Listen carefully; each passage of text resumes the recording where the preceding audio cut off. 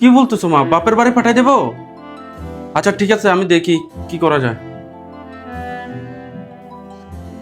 মানহা, তোমার জ্বর এখনো কমে নাই? না, আরো বাড়তেছে মনে হয়।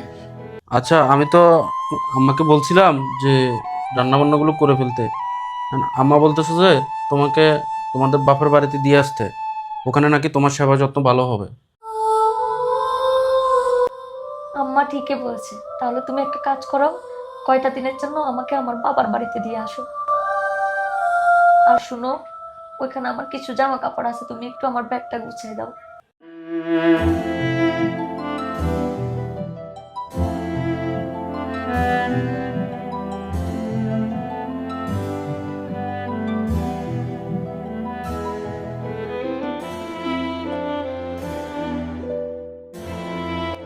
আম্মা, রান্না বান্না কিছু হয়েছে? আমার তো অনেক ক্ষুধা লাগছে।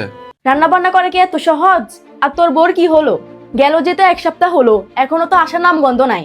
এই বয়সে আসি তুই আমাকে দিয়ে রান্না বান্না করাইতেছিস, আর তোর বোন একটা কাপড় চোপড় ধুইতে ধুইতে শেষ। কলেজেও তো যাইতে পারে না বাসায় কাজের জন্য। আমি পোলা বিয়ে করাইছি কি এই দিন দেখার জন্য? আম্মা, তাহলে তুমি কি বুঝাইতেছো? ছেলে বিয়ে করাইছো কি বরে দিয়ে কাজ করানোর জন্য? আর ওরে কি তুমি এখানে কাজের বেটি হিসেবে নিয়ে আসছো?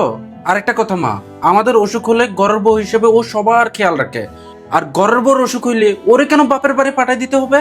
চাইলে তো তোমরা পারতা ওরা এখানে সেবা যত্ন করে রেখে দিতে। আর মা, তোমারও তো একটা মেয়ে আছে, ওরে যখন তুমি বিয়ে দিবা, ও যখন অসুস্থ হবে, তখন যদি এভাবে ওরে পাঠায় দেয়, তখন তোমার কেমন লাগবে?